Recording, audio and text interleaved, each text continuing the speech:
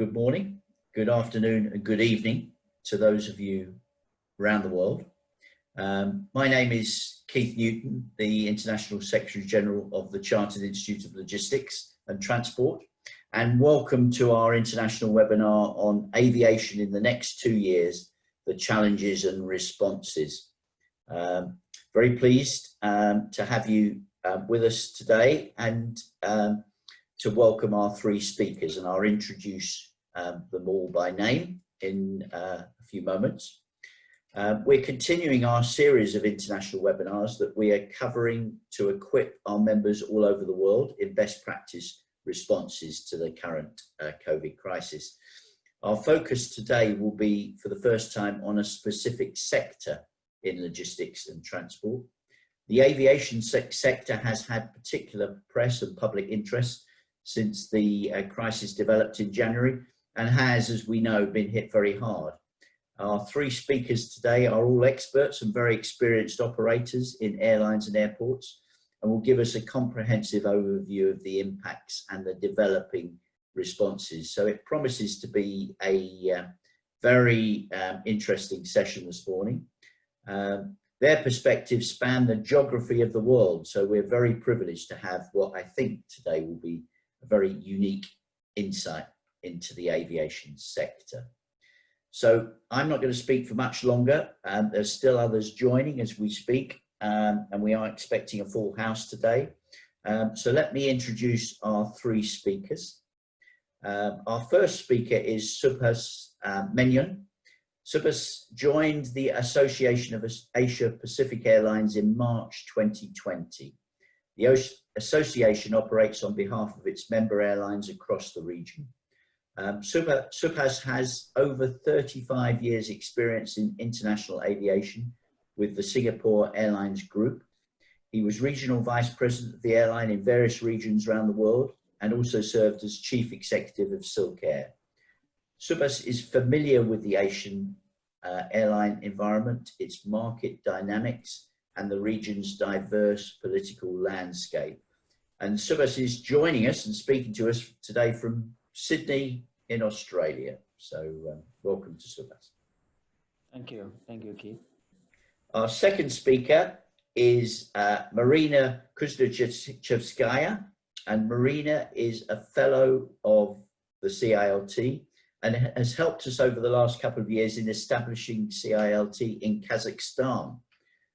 She has 18 years of experience in aviation, transport, logistics, and the supply chain. She currently works for Fly Dubai in Kazakhstan, where she has established and developed the airline in both Kazakhstan and Uzbekistan from scratch to become a significant regional operator. So welcome to Marina. Thank you. Hello. And our third speaker is Kevin Byrne, who probably doesn't need many introductions, introductions to many of you, but Kevin is a chartered fellow of the Chartered Institute of Logistics and Transport in Ireland, and was our international president for 2017 and 2018. He has 40 years of military and civil experience. He retired from the military in 2012, having been head of logistics in the Irish Air Corps, and has since directed aviation courses and degrees at Dublin City and Coventry universities. Since 2018, he's conducted dozens of airport audits throughout Europe and North Africa, comprising base, ground operations and security audits. So with that perspective, Kevin will be our third speaker this morning. So welcome to Kevin. Thank you very much, Keith. Just before I hand over to our first speaker, just a couple of notes. Jasper Cook is managing the webinar and can respond to any specific help needed. We do find that sometimes people have got connection issues. So use the Q&A function and use the comment chat function at the base of the screen for any specific help you need from Jasper. You'll find that you can actually talk direct with him. Otherwise, use email. The Q&A function, note we've already got one question come in, So please do use that as we go through. We will pick up one question for each speaker at the end of their 10-minute presentation. And we also hope to have a short Q&A at the end of today's session. The speakers then will be joined by Dr. Radzak Malek, our international president, who is the other person you can see on our screen or on your screens. Welcome, everybody. Thanks, Dr. Thank you. Thank you. But let us turn to our subject and our first speaker. So over to you, Subhas. Well, hello, everyone. The thousands of aircraft parked at airports all over the world is a grim reminder of how crippled the aviation industry has been by this pandemic. It is sobering to think back on a time when we could take safe, affordable, and frequent travel for granted. When IATA predicts that by the end of this year, the airline industry will see a revenue shortfall of some 60%. Net losses are expected to be billion, of which will be in the Asia Pacific region. Margins are expected to be set back by 23%. In other words, negative margin of 23%.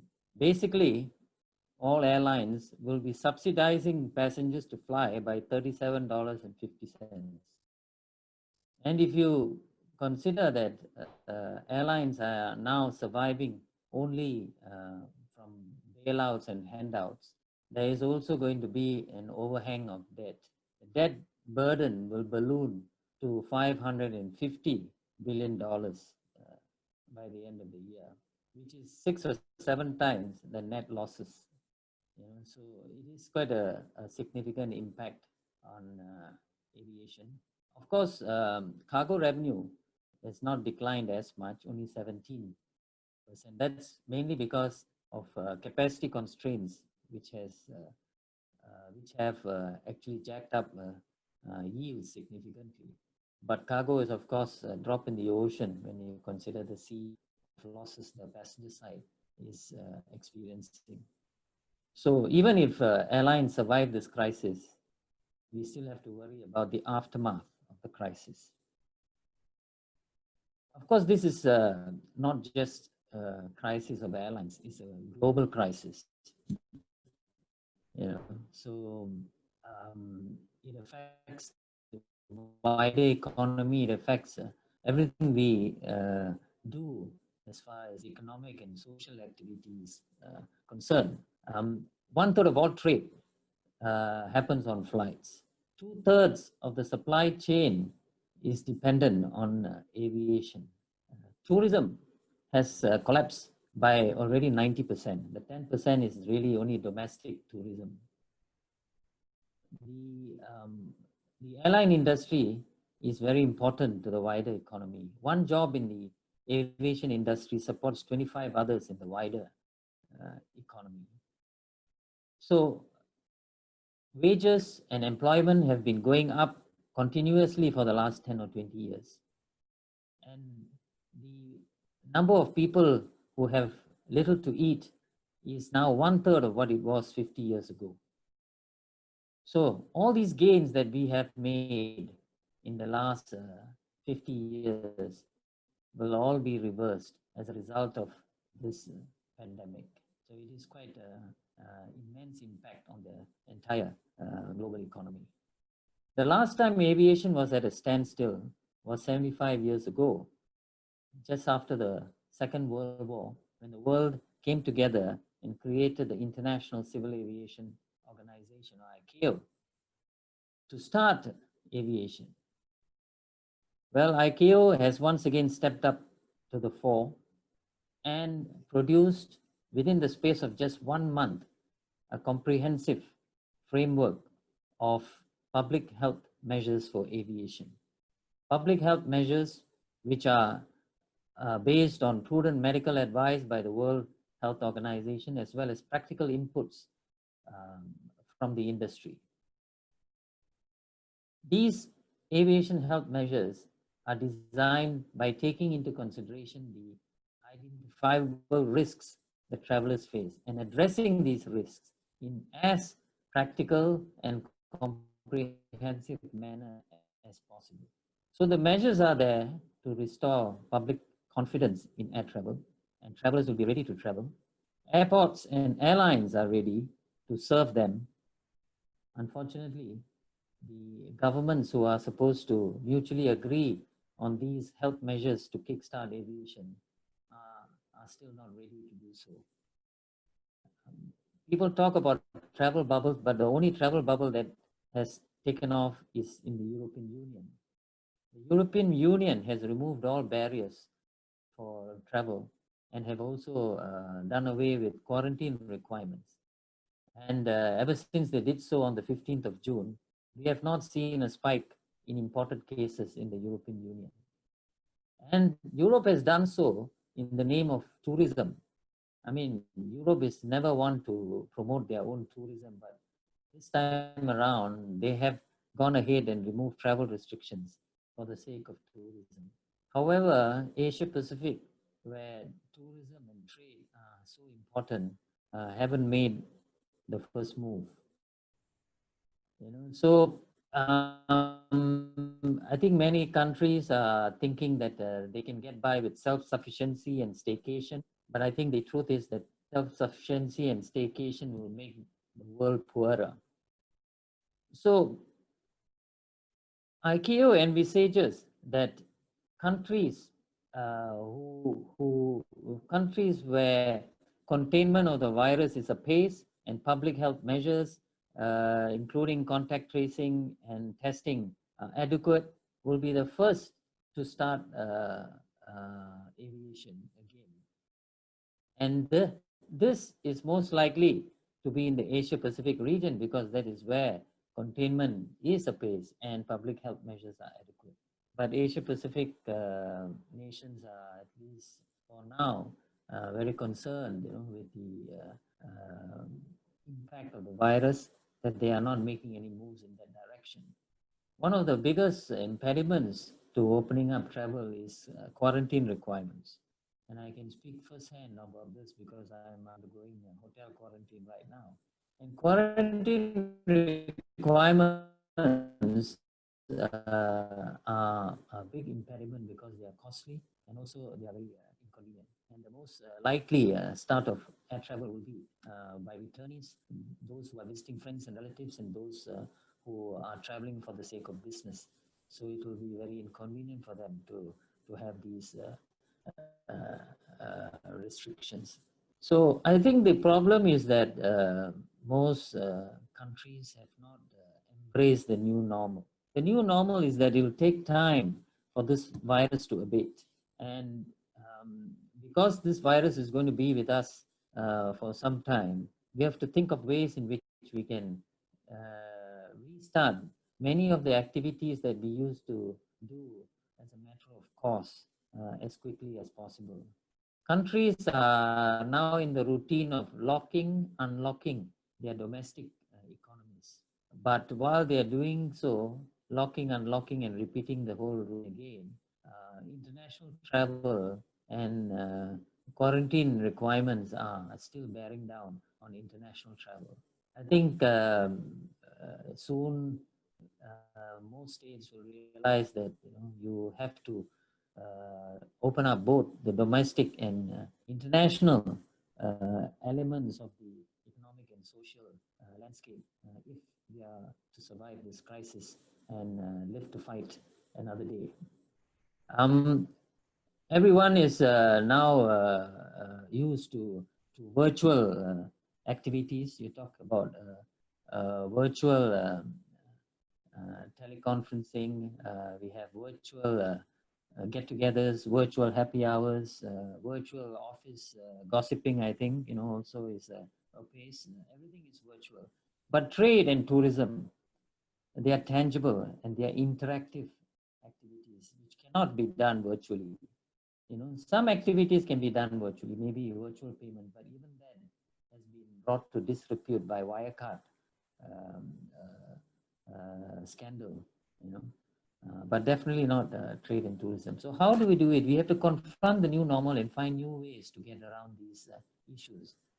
For example, Heathrow Airport is talking about a pilot with some countries where they will start testing individuals. Testing is a very important activity, I think, in the new normal. And if Heathrow is successful, maybe it will catch on in other parts of the world. 72 hours before you travel, do a test, so that obviates the need for quarantine requirements and people can start travel. But importantly, testing has to be made freely available and cheaper, so that it will not be too costly for people to consider testing. So rather than locking and unlocking, I think maybe the routine should be testing, contact tracing, and repeat. Because that is one way of opening up air travel. So I think the issue at hand is what needs to be done. And are we talking about returning to what it was in 2019? I don't think so. We're talking about baby steps. We're talking about phases, and we have to start somewhere. This respiratory disease, has come and taken the breath out of the world, taken the wind out of our sails. So we have to find some way of getting back on our feet. Baby steps, maybe slowly but steadily, we can get back our mojo. We have to find ways in which we can pump oxygen back into the system and breathe new life into our economic and social rehabilitation. And I would like to suggest that we start with aviation, because aviation is a prime mover of our economy, it's a prime mover of social development. Otherwise, I think whole communities will be impoverished. Poverty will come back. The homelessness will be there. Hunger, and when people are hungry, the last thing on their minds is health. So I think we got to start somewhere, and we let the world fly again. I think the world economic and social situation will also fly again. Thank you. Subhas, thank you very much. If I just précis a little bit for people, because we did get moments there, I think, where you weren't entirely audible to everybody, but I think the summary of what you said was very, very clear. And it's a developing situation, and we will come back to that in our questions and perhaps ask you a few more questions about the different approaches around the world. But very essentially, your plea to let the world fly again is driven critically by the economic impacts of not doing so. And you spoke about baby steps and about Europe particularly starting to do that, perhaps being a lead to the world. If I could ask you one question just to build on that a little bit. You're now in Australia. How can you, in your role, encourage some of those baby steps in Asia? Are people able to listen to that, governments and the airline industry in Asia able to respond to that, do you think? Yes, I think in the Asia Pacific region, countries are in a position to respond to the need. Kickstart aviation, because containment in the Asia Pacific region is really apace. I mean, we are seeing a few clusters here and there, but this is not a second wave. These are just clusters that are coming, and most of the countries are well equipped to handle these clusters. And don't forget that Asia Pacific was the first to confront this virus. So they should be the first to witness a recovery, take a different approach. When the in Asia, it was mainly because of imported cases. Imported cases meaning mainly residents of the country returning from places where the virus was on the upswing, and countries where COVID-19 was a new phenomenon and they hadn't really come to terms with it. So the situation has changed now, and ICAO is recommending that you start aviation between countries where the containment is apace. So within the Asia Pacific region where this is very much the case, you are basically moving from a safe environment to another relatively safe environment. So the risk of imported cases is also mitigated. In order to reassure the authorities and the public, they could consider, methods like testing before people travel, as long as the testing is relatively inexpensive and widely available, as well as rapid results possible.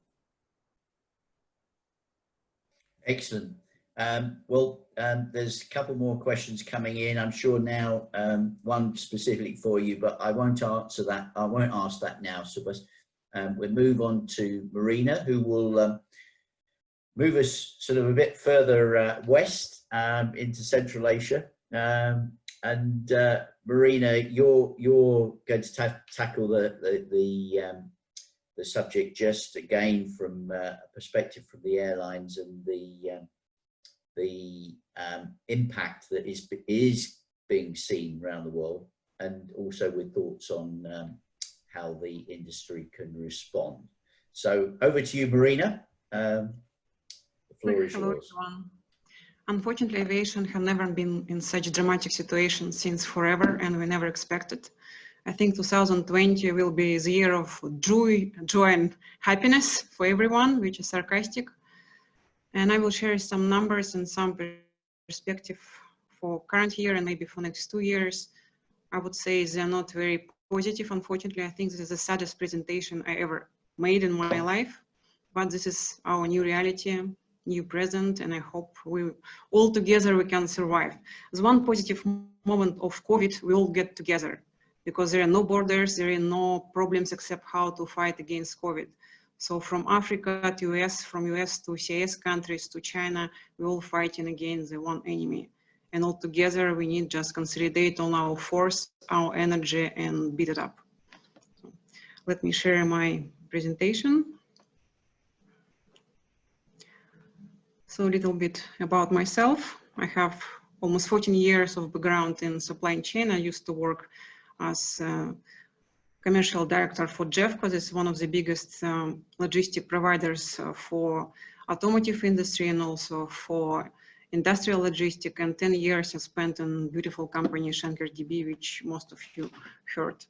During my career, I was responsible for Kazakhstan and Central Asia, and sometimes I also was covering Russia. So I'm from this communistic part of the world. As you can see, numbers are not so brilliant currently. So in March, we had almost 97 losses in all airline industry. 97% of the flights were kind of collapsed, and our revenue fell twice compared to 2019. So we lost almost $500 million. So without support of the government, as IATA predict, most of the airlines will not survive. IATA represent 290 airlines from all regions around the world. So airlines which will not get any protections or guarantees from the state, I think will disappear in next year. We need to predict the reduction of the passenger seats. So it also will be cut twice. It's not because we're becoming very poor, it's just because passengers are not so certain about their own safety during the flight. And also this leisure traffic to have holidays somewhere abroad will cost us a fortune, and also we cannot risk our lives. And there are also a big segment of business travels will be cut. We don't know for how many years, just because simply we're using Zoom and all other platforms to get together. So overall reductions will be almost 3 million passengers per year. And from 2020 to 2025, we were expecting like a blooming in 2019. Tourism losses will be just dramatic. I think the tourism sector will never get well ever. Maybe only domestic tourism, which people can afford and they're not afraid to go somewhere. So global economy is in so bad shape now, so we can compare it to the world crisis after Second World War and also the Great Depression in US, or maybe after the First World War when our medicians were fighting against the battles without any antibiotics and anything. So what is behind the numbers? So airlines are still struggling from the debts. With the debts, airlines was paying a lot for the return tickets. They also made payments to service providers, and it was completely stopped, I think, in April, when for almost all airlines, it was a ban for any cash payments everywhere outside of corporations. For now, I think 90% of airlines have the cash deficit, and we don't know how will it be made profits. Yesterday, Russian Airways Aeroflot said that they're gonna reduce the price for the ticket 30% just to attract passengers. But for how long can they survive it? Like for 1 month, for 1 week, and then it will be increased like triple just to cover the usual expensive. And also some state organizations like global touristic associations are suing airlines because they didn't pay to passengers in cash and they send everything by vouchers. And how are you going to use voucher to US in next 2 years? There is a ban. So it's like a big case. And now all the airlines which always been independent because sky is white and we can fly everywhere, we are totally dependent on local and global government organization, health organizations. And service must be provided and adjusted to each little country to where any airline is flying. And each country have their own standards. So it's also doubles the cost of the tickets. There are new slots requirement, so it's permission to fly for spring and winter season. So now we need to consult Ministry of Health and International Affairs just to get confirmed for the route. And any confirmed slot can be just denied 24 hours before the flight, as it happened in Kazakhstan, for example. We now locked down for a month, so all the slots were just rejected. So if there is some planned revenue, we're just going to zero again. So we're losing money every time. So there is some uncertainty for reopening new destination. Possibly only 10% will be opened simply because of local regulation and also of profitability of the destinations. In most airlines, it still will be US, some Asian countries, but some countries with low revenue, even with high level of passenger flow, will be closed forever, or it will be transferred to low costers if they will survive. So local offices in countries outside of headquarters are always on standby mode. They're always in the process of negotiations because standards are changing almost every day, and all recommendations we are sending to headquarters just disappears before everything was adjusted to the flight. And we all at the cost saving mode. So we move into new smaller offices, we cut jobs, we're losing our key partners because tourist sector just bankrupt. So most of our partners with whom we used to work for 20 years just blew out from the market because they don't have any support from the government. It's not like a major sector, even for example, in Spain, Italy, or anywhere. And we also lost big package of MICE clients. So it's clients who used to fly for conferences, exhibitions everywhere. So for spring and autumn, when conferences was just booming and it fulfilled most of the airplanes worldwide, this segment is lost forever. And also we are kind of fighting with airports because our headquarters are demanding us to negotiate like price reduction, and airports are trying to double prices, which is in process of negotiation. Airports are also affected by COVID-19. As you can see, the revenue fall almost twice. and airports lost 97% of revenue in last 3 months. Compared to Q1 and Q2, there are 39 billion losses to worldwide airports. So our airport revenue, I think, in the most critical situation now as it ever been. So most of airlines are asking for the discount. So it's like 50% discount, and also post-payment. Most of the time we used to work on prepayment basement. So 2 weeks or 1 month pre-advance payment. And I think major airlines still have some debts in front of airports for the April and March. In a car organization just trying to convince airport to say, okay, for these debts, which is impossible, otherwise airports also will be bankrupt. So now we cannot to get win-win situations simply because we're trying to get reduction of our price and airport convincing to increase our price because they still want to survive. From 70 to 90% of airport employees were fired or set on paid or partially paid leave. There's millions of people who are highly professionals. So this reservation agents, ground handling agents from the border control and some custom agents. So cargo agents teams are only 30% of the airport team, and they also were cut for 30%. So most of the airport employees are unfortunately COVID positive, like it's in Qatar, because we used to have situation 2 weeks ago when Qatar didn't accept cargo flights because all the teams are sick. So many airlines have postponed all the payments from the March until the end of quarantine. So I think the debts will be until January next year. And not all the airports are held by the government. Only huge airports will get some help from the state. And I think private airports will be struggling forever, or maybe they will be closed, or they need to ask for bank credits. And the only one positive note, they may transform their service to cargo charters. Duty shops are almost bankrupt, they're in critical situation, and potential recovery will be in mid-2022, maybe 2024. There are also catering companies and cleaning companies which are affected by the crisis. Catering because airlines don't know, can they serve food or not? Is it safe or not? So they go into the simple sandwiches and soda. And cleaning companies are increasing their price because they need to use a lot of disinfection materials, and which is very expensive. But it also includes to the ticket price, which doesn't help. I think this is the saddest slide. So airline job cuts. It will be maybe 1 million jobs, which will be cut this year, and it's $84 million, which will be lost. So currently airlines job cuts is around 70,000, and it will be more. So 30% of the pilots and crew are already jobless. So Boeing and Airbus cut 100,000 jobs in their sectors, and current salaries are cut officially from 50 to 30%.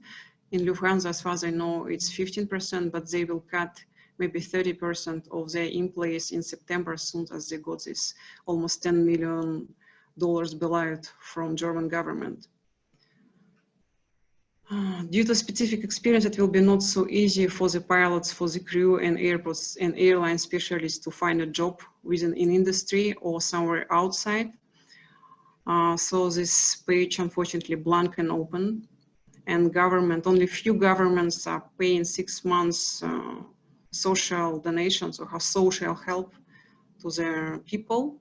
And IATA and ICAO offers free trainings or special price trainings to get them new qualification and try to find job in other sectors of supply chain. So there is a chance to find a job in local domestic touristic organization, because this is only one sector which might be blooming in next 2 years, because people can drive somewhere with the cars, and some hotels still will be open and still will be working. So cargo. Airlines transport is over 52 million metric tons of goods a year. It's one of the major sectors for airlines for their revenue, but unfortunately it's only 1% of world trade volume. And half of the cargo was transported by the passenger airplanes in a belly loading. So March air cargo volume fell 28% and belly cargo almost 97% because all the commercial air flights were stopped. So March air cargo volume will be increasing little by little because some of the airlines just trying to send goods in a cabin, in a belly. So for example, Boeing 737 can carry 16 tons of cargo. Unfortunately, we cannot carry pallets in a way as we used to. But in the future, I think it will be also possible. So some of the airlines trying to make a union with global logistic operator like Iceland Air made a union with Schenker, and they have direct flight from Shanghai to Munich. It's also 6 flights per week, and they recreated their flight in a full cargo airplane. So pre-COVID average price was $3.63 USD, and now it's increased for 65% for March. For example, the usual price from our region to UAE was before like 80 cents, so now it's like 3.5, so it's even 4 times bigger than it was before. The only one blooming sector is pharmaceutical goods. I think all the charter companies and most of the airline companies are working for pharmaceutical, and the second part is general cargo. As you can see at the picture how it's look like. So usual normal Boeing 737 can be transformed in the full cargo charter flight, and it can flew almost twice per day. So the revenue is little by little is growing. So second quarter of 2020, air capacity declined 27% compared to 2009.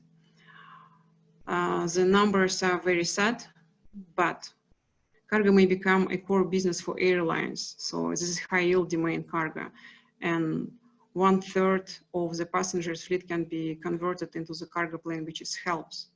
So it will be more specific air cargo companies because the big airlines can just decline the lease of the airplanes, and some private businessmen can buy airplane and just recreate them to the cargo airplanes. Air cargo organization and air alliances will collaborate with logistic car providers, and they can lead the sales in industry. This is a big chance for CILT become a consultant for airlines, because we are everywhere, we have experience, we have knowledge, and we can share, because most of the time guys from air cargo departments, they don't know much about supply logistics. They know just how to deliver goods from A to B, from airport to Air B, but everything which is around it is just a mystery. And even airlines can count on big corporations, still we know the markets. We know specific of the market, so we can sell it. For us, this is really a chance to be visible. There are also a chance for little airports to become cargo hubs, as many airports here in our region becoming a cargo hub. So hopefully it will be like worldwide experience. Passengers.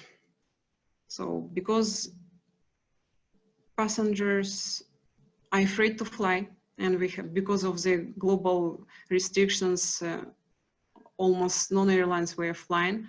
We had only 5% of airlines who remained their schedules. It was dramatic. So the main questions for passengers, is it safe to be on board during the flight? I don't think it's safe. So it's just my human being opinion.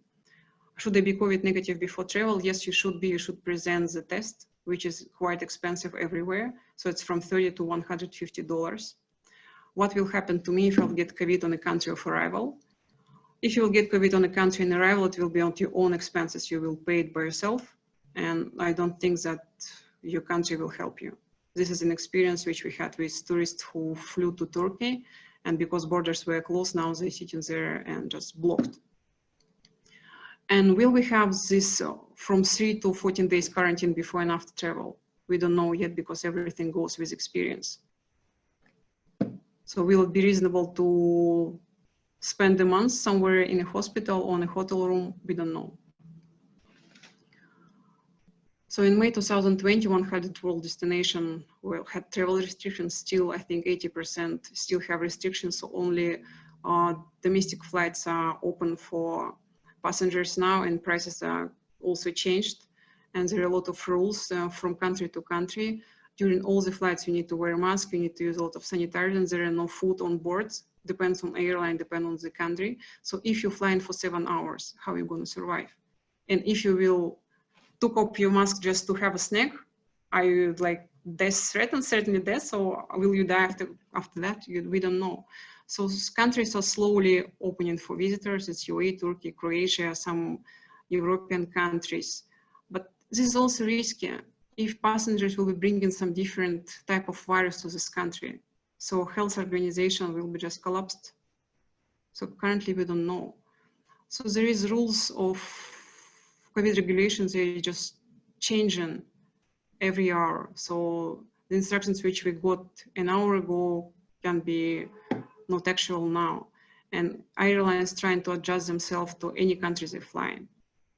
And country can be closed 24 hours before the flight is planned, or tourists can be just stay there. So there can be new unexpected quarantine regulations anytime. So, and one of the risks, the airline will never return your money. So it will be just voucher you will not be able to use. So new rules for travelers with COVID. It's changed almost every day. So travelers need to be agreed to health screening and temporary check at the airport of departure and the airport of arrival. So COVID tests for free are in Turkey and UAE. Health declarations formed from country to country, they're different and you need to fulfill it online. And for example, in UAE, you have special application you need to download in your phone and it's tracking you. It's really tracking you. So each your step will be sent to health organizations so they can track with whom you were in contact in case you got COVID. You can get a penalty, like a high level penalty. And this is just unaffordable for most of the people. And quarantine from 3 to 14 days, which is also self-paid, I think, in most of the countries, if you're not citizen. And in case you have COVID and you're infected, then you will pay for your hospital service, which can cost you from $15,000 to $25,000, depending to which country you flew. And country might be locked down. Kazakhstan was locked down in 24 hours. We think Russia is still opened, but I mean, Russia is still closed, but they're gonna be open from 15th of August, but then they can be closed in 3 days. So it's so unpredictable that airlines are unable to plan anything because every step is now under risk, which never happened before. So the usual things, we need to wear face mask, use a lot of sanitizers and take a lot of vitamins. So what should we expect before vaccine will be presented? So I kind of use some ICAO recommendation. So this will be uncertainty with the safety COVID regulation, additional cost to the passengers. So maybe only rich people will be able to fly like in 50s or 60s. So it will be luxury to fly somewhere for holidays. And possible ticket price increase.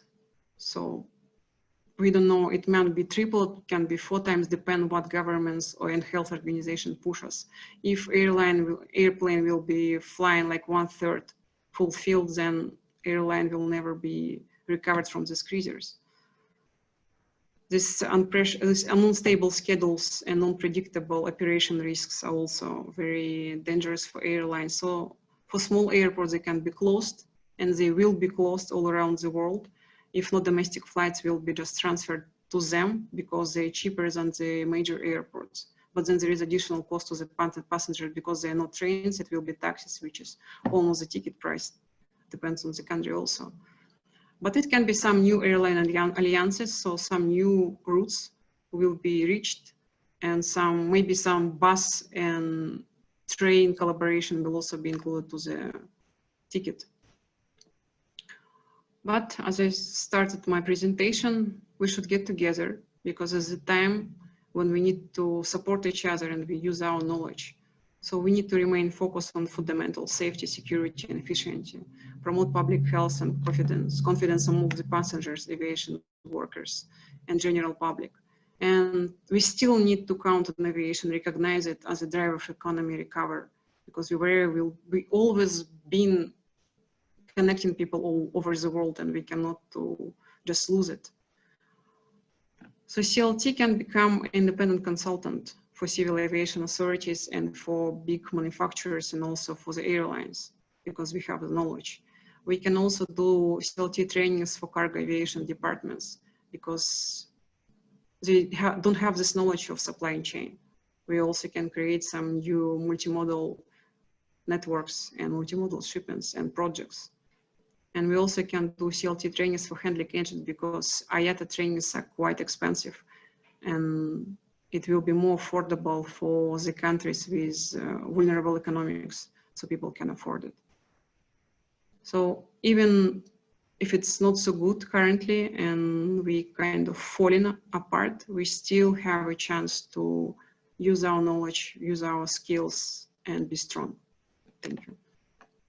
Excellent, thanks, Marina. Well, there was a huge amount of content there, as you said. Sorry for being so long. No, that's okay.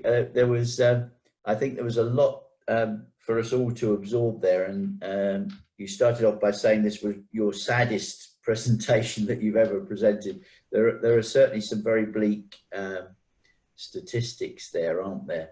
But also, it was good the way that you talked about some of the opportunities. Just to ask you one question, there's a question here that I saw earlier from Emmanuel Akbor, which are around, he asked, what are the survival strategies for airlines in countries where the number of passengers are drastically reduced to mitigate the spread of the virus? Now, from your presentation, that's almost everywhere, I think. You mentioned a lot of job losses, which is part of that survival strategy, I guess. Do you think anybody anywhere yet has got a sort of coherent survival strategy, or is it still a stage where the airlines really don't know all the answers to the current crisis? Unfortunately, the reduction of in place, and we need to be transformed to the cargo airlines. I think it will help us to survive, and it will help us still to be able to fly. And maybe there is a chance to develop some domestic flights to support like local destinations with smaller airplanes. So it will be really helpful for us, because still if country is big, for example, here in our region, in Russia, you cannot go from Vladivostok to Moscow and lose 14 days just in a train. This is just impossible. Yeah. So you will not go from Korea to China by train also. I mean, there is no issue. So small, like short distance, no, it's not so short distance, but there is still chance. Because in March, Russian Airlines was trying to fully cut the international flights. So they had a plan for next 3 years that it will not be any international flights at all. It will be only domestic flights. So it's like, I think in Malaysia, so when airlines replace the train and the buses in 70s, I'm sorry if I'm mistaken, but it will be the same. Yeah. So some opportunities out there, but it's still a lot that's got to work its way through. Particularly, I was very interested in your, the risks and the health risks of travel are still not particularly answered, are they? And we'll come back to that, I'm sure, at the end. So thank you very much for that very informative presentation. We're going to keep moving, and our next speaker is going to take us into the airport side and the passenger experience at the airport side, which Marina touched on too. But Kevin, over to you. Thanks very much, Keith. I will try and put up my slideshow now. It'll take about 12-13 minutes like that. Happy to answer any questions, and I will re-emphasize some of the speakers that we've had before, and I'd hope not to repeat that, but I will emphasize parts. We're talking about the pandemic effects of the world's airports and the likely passenger experience, and for those in aviation you might have heard this before, parts of it, but for those who are not, I think it'll be a little bit shocking. I like to quote Frequently, my late Professor Norman Ashford, whose books I recommend, Airport Operations and Airport Engineering, still on the shelves of many of our universities, well worth reading.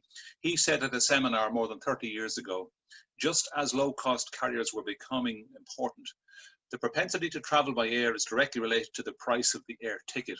And I would ask that you keep in your mind that particular phrase for the next couple of minutes like that, because it may help in our recovery, certainly from the passenger air transport point of view. It's interesting. It was prophetic in many ways. If you lower the cost of something, people will go there, depending on a number of other factors. There we go.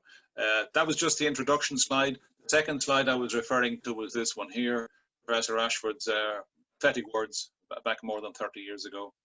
Propensity to travel by air is directly related to the price of the air ticket. And here we are now, effects on airports. Marina has touched on some of these, and so has Subhas to some extent. There are 4,000 airports across the globe with scheduled traffic. I didn't realize that. It's a lot of airports. And I can't think of one airport that has not been affected in some way by the current pandemic. Maybe one or two islands in the Pacific, but otherwise all airports, all 4,000 airports, and probably more have been affected. Airports are critical in the air transport system. They're essential to the economic well-being of regions, countries, cities, and we know that. They contribute directly to the wider economy by providing the, airlines, we move passengers, and more recently, transporting cargo that has become essential. So it's an economic multiplier, as has been discussed. Just in passing, when I was in teaching university here in Dublin, we used to get in the DAA from Dublin, and they were able to show us a slideshow to prove that the economy of Ireland was increased by 8 billion euros a year just by having an airport that catered for more than 30 million passengers. So it's a huge generation of the economic well-being of a particular country. And this must be true in other parts of the world, particularly where airports are hubs of great business. The revenues in 2017, the last year in which I could get the figure, $172 billion. And in 2019, last year, there were 9 billion individual airline passenger trips. That surprised me. I thought it was around about 6, but 9 billion. I contributed in some way to these myself, both at CILT expense and my own expense. But 9 billion is a huge figure when you consider that over 1/3 of the population of the world doesn't fly anywhere. The estimates, we've seen some of them before, I'll just repeat them very quickly. 50% drop in total passengers, 4.6 billion. That's now seen to be a little bit optimistic. It may be less than 4 billion, depending. 47% of airport revenues compared to pre-COVID-19 forecasts. So it's going down, down, down. Airports are particularly badly hit, of course, and I'll discuss that in a minute. Demand and capacity for air cargo fell in February, we know that, even though the charges are much higher. Just a point in reference to cargoes, they really contribute only about 10% of the income, the revenue stream for most airports that have cargo flights, even though much of it is carried in the bellies, as has been said, bellies of the aircraft. In passing, I should mention that airports plan generally in master plan terms for a period of 20 years. They have a huge reason to do that because of the cost of infrastructural building and the price of money and paying for it and capital expenditure. Airlines typically plan 5 years ahead, which is the norm. All of that is dead in the water now because, of course, our COVID has stopped everything dead in such a short time. So the master planning business has become, very important. But as you mentioned earlier, the reaction to this is not uniform. Nobody really has the final answer, and they can't really predict because it's not the same thing to every person. In terms of revenues, I should just mention that there are 2 types of revenues. We mentioned them very briefly earlier. There are aeronautical revenues paid for by flying aircraft in, refueling, handling, all that kind of thing, air traffic services and so forth. And the non-aeronautical revenues of airports, which has become very important. Almost 50% of the world's airports have 50% of the revenues coming by non-aeronautical streams. And that means car parking, car hire, services at the airports, and of course the all-important shopping malls. Professor Ashford, whom I referenced a few minutes ago, said that airports are becoming, particularly larger ones with more than 5 million people, they're shopping malls with runways and air traffic systems attached. And he wasn't wrong in that regard. Look at any airport. Look at Dubai, Heathrow, Frankfurt. Their huge income stream is very importantly brought by people buying things and taking services. All of that is now gone because there's just too much pressure in that regard. The other point that horrified me, and still does to some extent, is that apart from airlines going bankrupt, airlines have a hand-in-glove relationship with the airports they serve, and there's a huge chance that certain airports will not survive. Any airport with less than 1 million passengers is in serious doubt for the future, as is, I suppose, some of the larger ones. But the problem is, if they fail, unless they're given huge support by the local authority or the shareholders or the government in certain places, regional airports, many of which I visit north, south, east, and western Europe, they really are on the edges of the continent. They will not survive, and the same is true in different parts of the world: North America, South America, Russia, Africa, and so forth. And this would change the face of the business, the aviation business, and the passenger travel in the future. Let me talk about, very briefly, the passenger experience. We're supposed to arrive at the airport at a maximum of 3 hours in advance of long haul, and that's not too bad. I suppose that is the normal. But 2 hours in advance of short haul is a bit of a pain if you're only going to fly for 1 hour. The other point, which I found very interesting, in many cases, only those who are traveling on the aircraft with boarding passes will be let into the physical terminals of these airports. Now, that's existing. I've seen this in Africa, in parts of Asia, and other parts, but it's a big surprise to people who like to say goodbye to family members in Europe, in North America, in parts of Australia, and parts of Asia. It is tradition in some parts of the world. I've seen it in Malaysia, I've seen it in India, I've seen it in the UK. Large family members greet those coming in on holidays or visiting them like that. That is not the case anymore. You will say goodbye at the door of the airport, which has implications for those who are perhaps not used to traveling. Airports can be very daunting places for those who are not regular passengers. In all airports, you're going to have to wear a mask. I wore a mask last week on a bus for the first time. It was only a 1 hour trip. It's not very comfortable. I don't like it. I cannot imagine what it's like to wear one for 3 hours or for 5 hours or 7 hours. And then, as Marina mentioned, taking your mask down to have your lunch, which is from a bottle or something like that. It's not a pleasant experience. If you go to certain places, you might be given a detection scanner that will look for fever. It looks like a metal detector. That has implications for those who supply it. You have to buy them for the airport. It's an extra expense. Just keep that in mind. The spacing stickers on the floors, we're used to that now, certainly in most countries. Going into shops or other services, you have to literally separate yourself with social distancing. And whether it's 1 meter or 2 meters, depending on where you are, it means that double or triple the space required will be the necessity for the future. That has implications for planning in airports, because where you could fit in 200 people into a confined area, into a boarding area, that cannot be the case now. It'll cause huge implications in times of travel. And all check-in desks are fitted with protective antimicrobial screens, and that's the norm, I suppose, in many places. You'll see it in the banks, you'll see it in clinics and shops of every shape. So the new future is not a pleasant one. I presume to some extent people will get used to that and they won't be too daunted. At the airport, everybody will wear personal protective equipment, and that has huge implications for their appearance.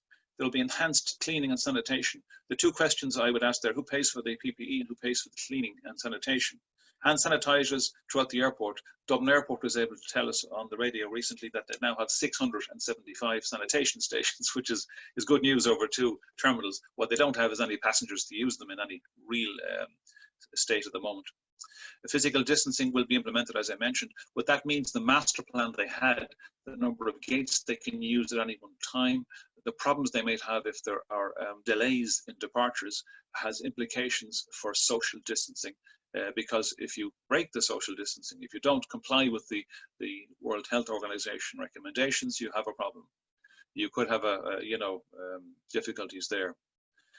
Temperature checks I mentioned, but again, all of these things have to be paid for. Who pays for the enhanced security, for example, after the 2006 ban on gels and liquids? And the answer is passengers do, through the price of the ticket, because that has to be passed on somehow. That has implications for the future.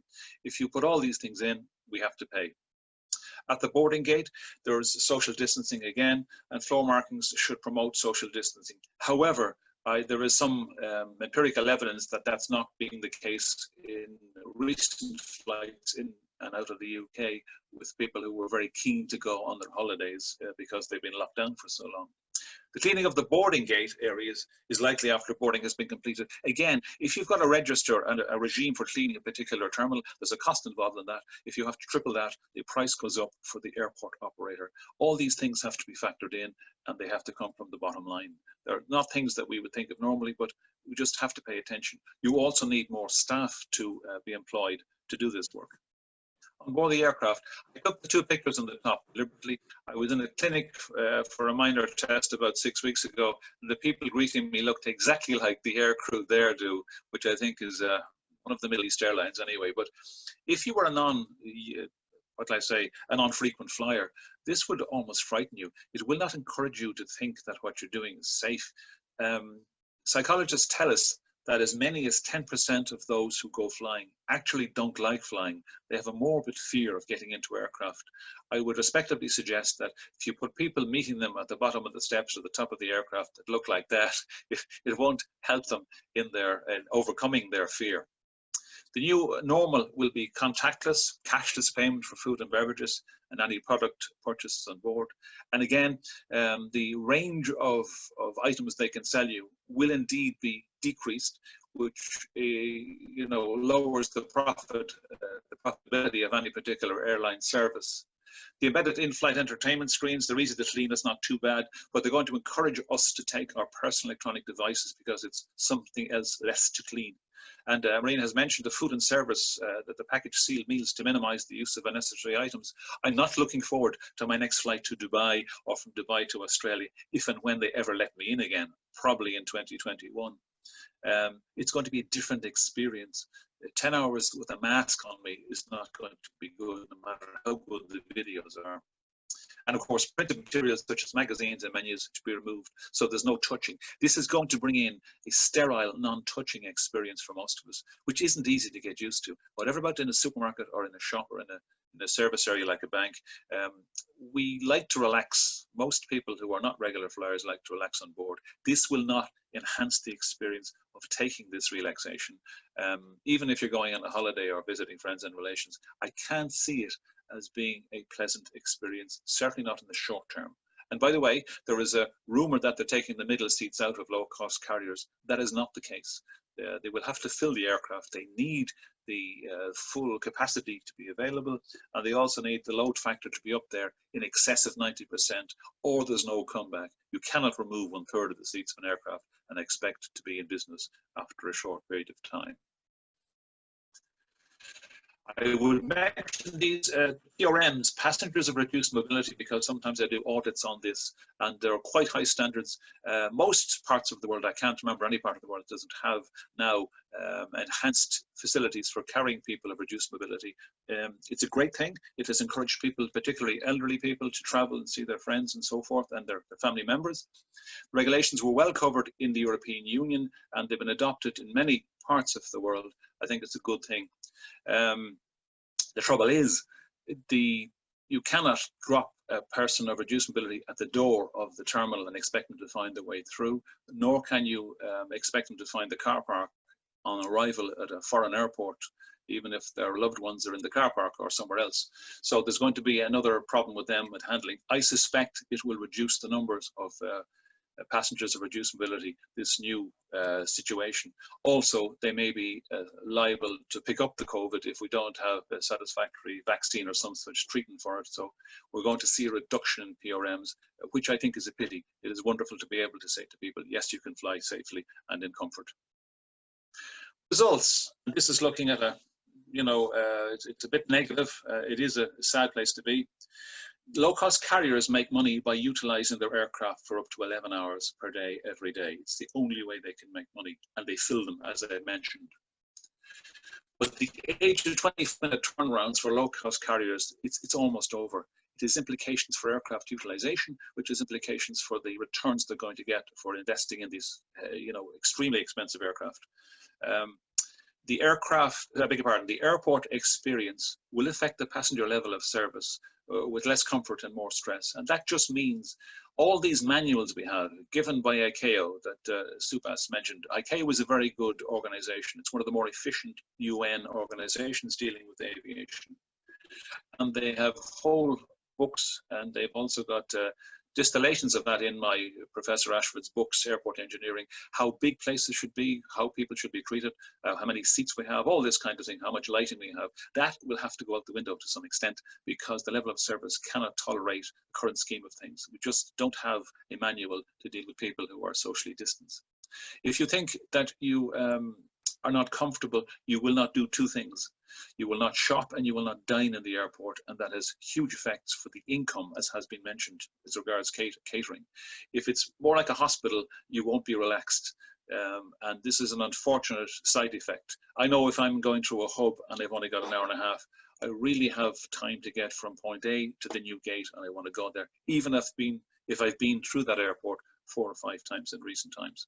People who are more casual in terms of flying will be too stressed to sit down and dine, and they will not buy duty free. So the future for that is not good at the moment. And so much of the airport's income is derived from selling duty free goods in international airports. On board the aircraft, the passenger experience, as I said, may not be comfortable, especially in long haul flights. So you could see a reduction in people willing to undergo what may or may not be a grueling experience. Short term doesn't worry too much, I suppose. People can tolerate 1 or 2 hours of flights, and they do at the moment.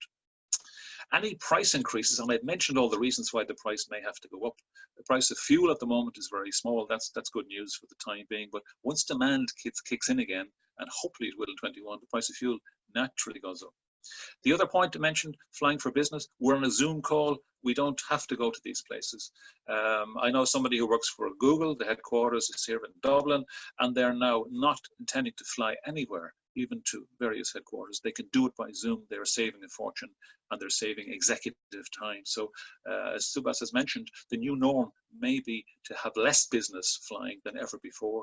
And of course, business flying added to the income of the airlines, and the lounges added to the income of the airports. So we have what the Americans might call a double whammy, which is very unfortunate. The future, I wouldn't buy shares in an airport or an airline just for the moment, which is an unfortunate statement because I'm a very pro-aviation person, having been in it for 40 years or so. It's been good to me, I think. But it is extremely uncertain. We have an existential problem with the aviation industry, which is only now coming to the attention of governments, I think. In my own island here, we have, we've got a population of 5 million, but 14 million passengers, tourists, 14 million tourists come here every year up to last year. Most of them came by airlines and into the airport. So other countries are in the same boat, if you'll pardon the pun. They have to negotiate the income, the income derived from tourism. It's a fantastic way to do it, but the certainty is not there. People are concerned about flying, and they're concerned about bringing the disease to the country or away from the country, depending where they are. The future. It's going to be a seamless flow. We want to do as much as we can with the self-processing because it's going to be paperless, contactless, hands-free. They want you to do no touching. That's basically what the future may hold.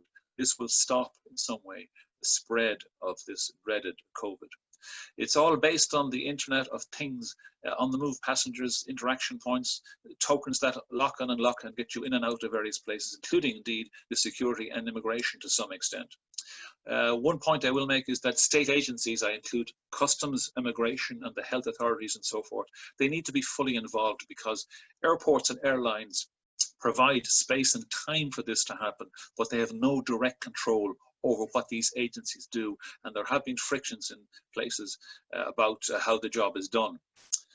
The cost of flying, it has to increase. It's been low for quite a long time because it's volume based. We've had extremely efficient, low-cost carriers. Indeed, this has put the price down of some of our legacy carriers. Value has been very, very good in recent times.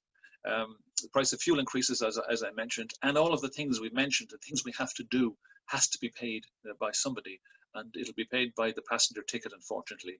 And if I revert back to the original statement of Professor Ashford, it's the price of the ticket that makes us fly, which is why, as Marina has said, the prices have gone down, they're staying down, the special value and good things to be had, except for one thing.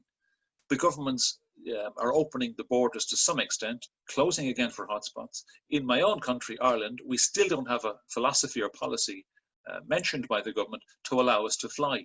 Airlines are flying out every hour on the hour from the major airports to various destinations, but the authority to fly, the government agencies say, do not leave this country, do not do any unnecessary flying.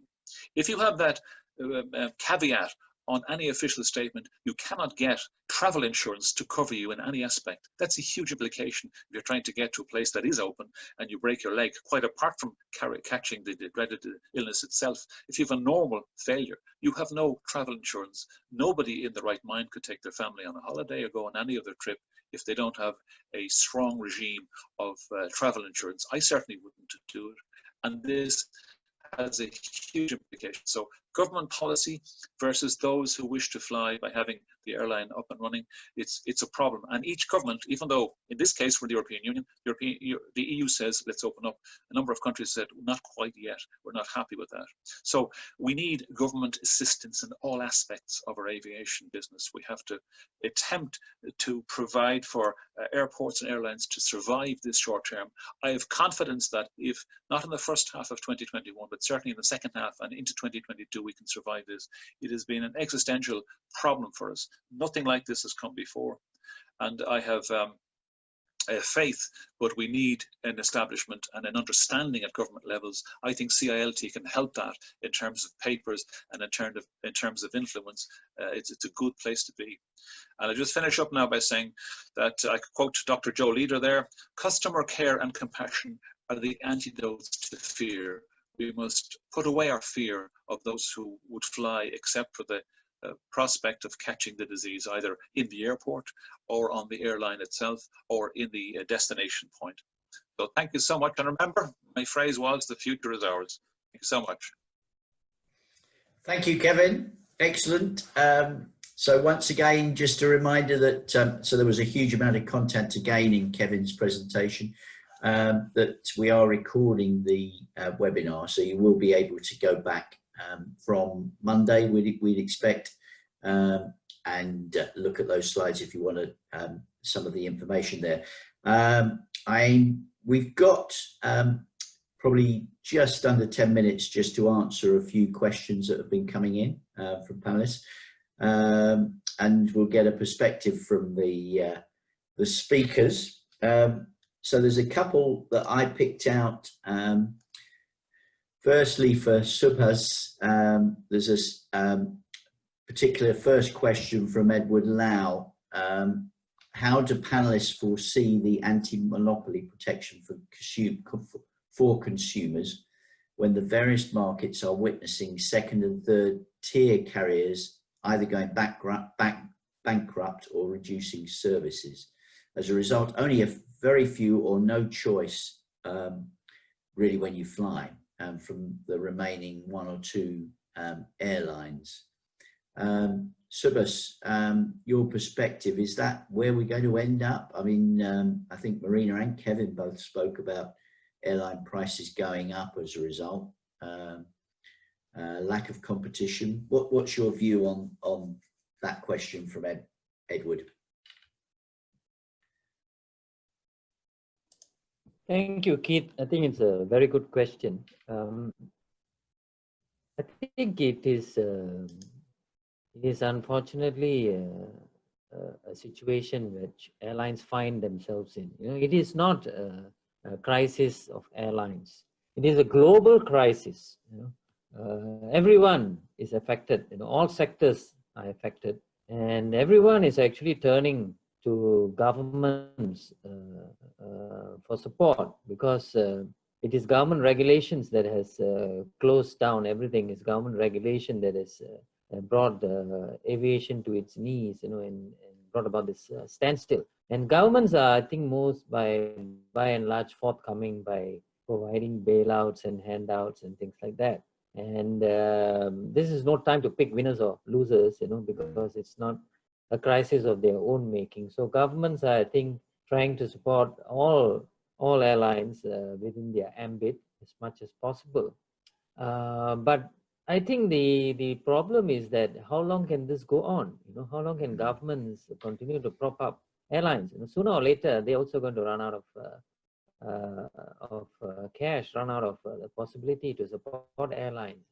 And then you will have failures. And even when you have failures, I think destiny will not be picking winners and losers also. So all airlines will be equally affected. It remains to be seen how many airlines will be able to survive this crisis on their own. So that is why I think it is better to let the world fly again. It's better for airlines, for governments at some point to allow airlines to earn their own keep. On the one hand, they are allowed to earn their own keep, they're allowed to operate, and government regulation favors removal of or relaxing travel restrictions and remove quarantine requirements, and airlines go about their business the best as they can. They will also earn enough revenues. Costs are coming down, as was mentioned by Kevin, because fuel prices are coming down. That's a major cost. Salaries have come down. Operations are going to be less expensive, so they can earn a bit of revenue and they can try and overcome their costs. And secondly, they also will not be incurring huge debts, because after all this, they'll have to repay all these loans. So I think if governments are generally in favor of consumer protection, so they would like to have pro-competitive policies. If they want to continue in that vein, I think it is better to let airlines fly and earn their own keep, even though they are only going to be able to implement a small amount of capacity initially. But over time, I think, and the containment becomes more and more widespread, they will be able to get back on their feet. No, thank you, Subhas. I do like your "Let the World Fly Again" slogan. I think that can take us into a bit more hope rather than despair. I'd like to pick up, there's a question by Cameron Butt, which actually built on what you've just been talking about. And he is referring to governments bailing out, and asks if there is any collaborative approach that can be adopted to come out of the situation with minimized loss. Now, I'd quite like to sort of get a view across the panelists on this, because Marina and Kevin both touched on how we in CILT can do and influence and shape things. So it's not only, Subhas, you're also in an association where you can influence and shape and talk to governments and things. Perhaps I could get each of the speakers and Radzak Malik, our president, just to give your view on how we can collaborate, how we can influence, and how we can move from what is a very harsh reality to perhaps a more positive solution over the coming months.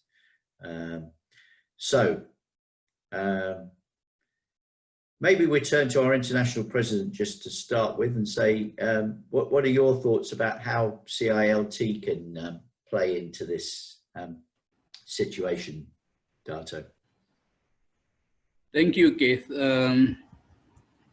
We have been talking for so long about crisis, and the crisis is actually the risk as one part of it, and the opportunity is another part. So every crisis, definitely there's a danger to it, and there's always an opportunity.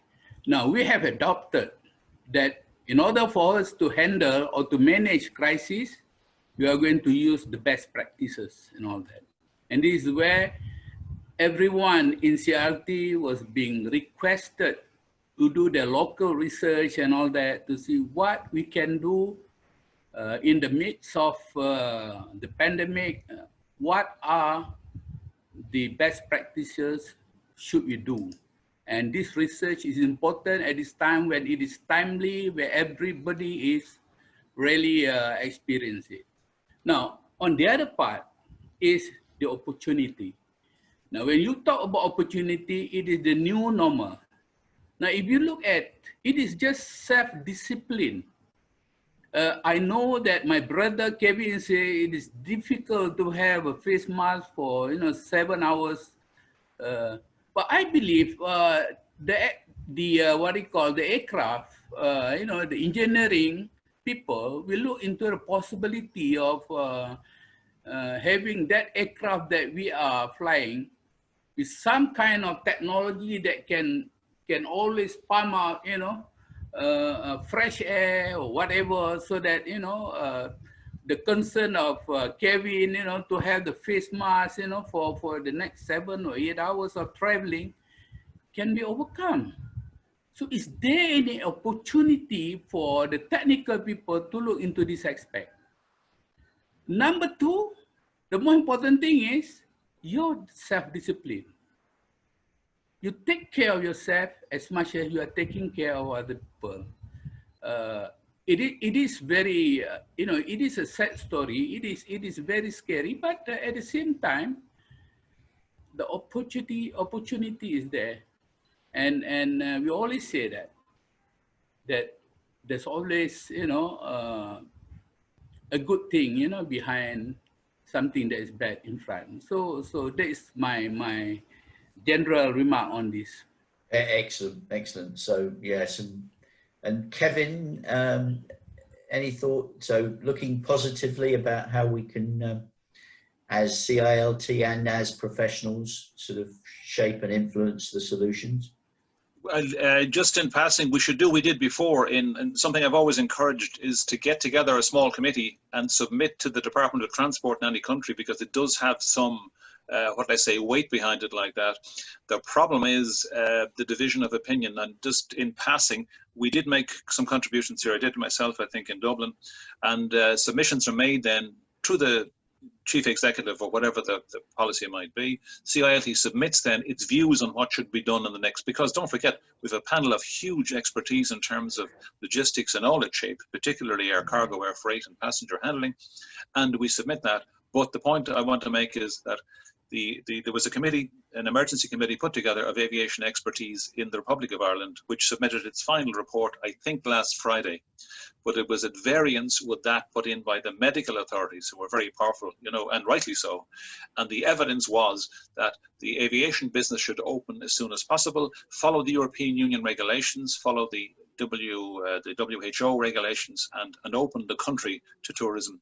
But the government said no, it will not be happen, and they've postponed twice the decision to open our air corridors. So airplanes are flying in and out of our country, but they're mostly empty because people can't get insurance. So there's a huge difference between those who are on the aviation side and those in government who say, well, the medical expertise says if we open up, we're going to have hotspots imported from various countries, particularly the USA. There's a huge row now on the media about bringing people in from Florida, Texas, and California, which is very unfortunate. We love Americans and we love them coming to spend their dollars, but we do not need COVID-19 having almost crushed it in our country. So that's a dichotomy that we have yet to resolve. Yeah. And Marina, the theme of collaboration and working together on this, you referred to that. Are there any immediate things we can do? I think we can offer our help to civil aviation committees locally, because there are no such kind of thing as cargo department, which is leading the industry yet, because most of the time it's like Ministry of Transport, which is the headliner of all the changes inside the country. So now we should make a step and be there, because our expertise all over the world can really help them, because they don't have the vision yet. They never had such kind of experience. And currently we can give our expertise and offer our expertise from different angles. So currently we are the most useful tool for them. So yeah, no, excellent. Yeah, and I think that's something that we certainly within our CILT branches can pick up.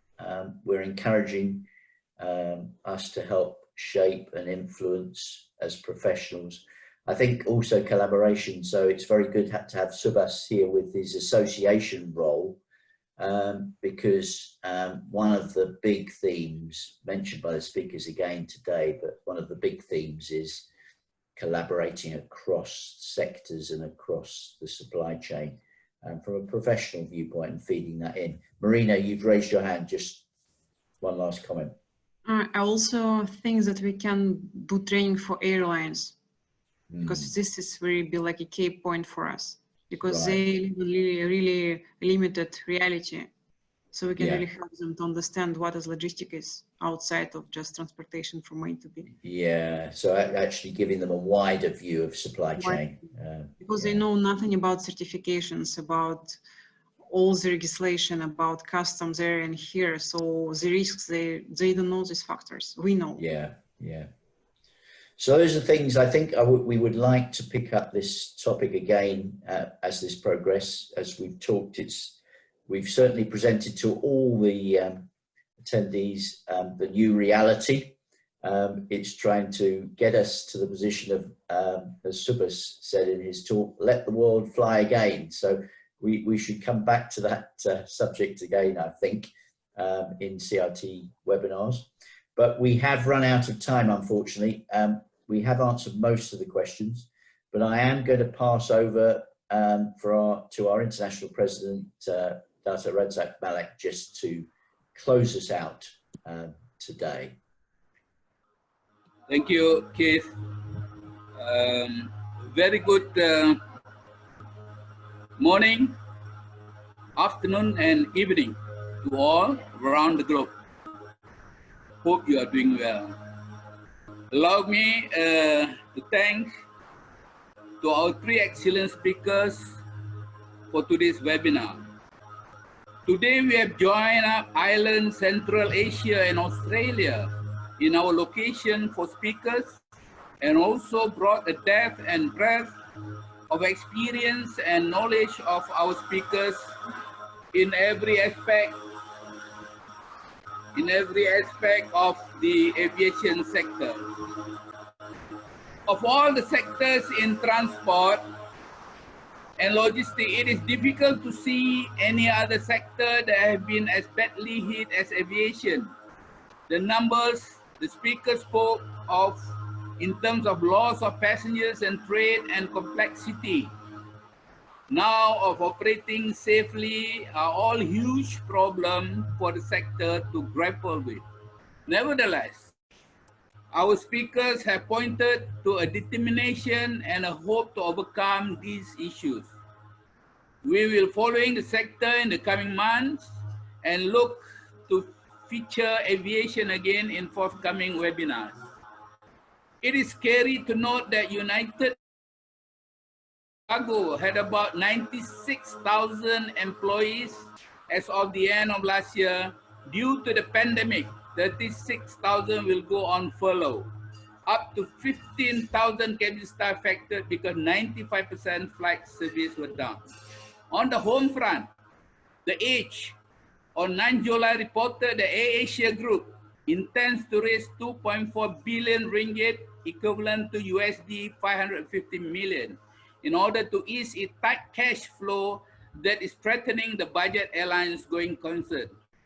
On the regional front, the airline said subsidiaries in Indonesia and Philippines are in the process of applying for bank loans from existing and new lenders. However, investment analysts are concerned Asia is likely to face headwinds in getting bank loans given the dim outlook of the airline industry, at least for the next 12 months. I don't think that banks would be keen right now to grant a loan to Asia, said an aviation analyst who declined to be named. Hopefully, they're really tough in facing the challenges and successfully overcome it. However, this afternoon, Awani Astro reported domestic flights show improvement in passenger travel. Malaysia Airport said daily travelers check-in rises from 16,000 to 32,000 from all airports in the country. Although the numbers are minimal as compared to the previous pre-COVID, but there's a sign of hope for us. An international green lane or IGL being introduced between Malaysia, Brunei, and Singapore, or known as bubble travel. Friends and colleagues, may I, on behalf, thanks Kevin, Byrne, Marina, and Subhas for their input into an excellent session. This webinar has been recorded, so please share the recording with your members and colleagues in your country and region. Join our online discussion and participate on our international and branch social media platforms. We are continuing to hold our webinars once every 2 weeks. Our next topic on July 29 is entitled The Importance of Human Capital in COVID-19 Recovery. This will enable us to look at the subjects of people retention, skilling, and investment in people, such a critical subject for our recovery from the COVID crisis. Finally, to all of you, please stay healthy, stay safe, and thanks for joining us today. Till we meet again, may I wish goodbye to all. Thank you very much. Bye-bye. Thanks. Thank you. Goodbye, everybody. Thank you very much for joining.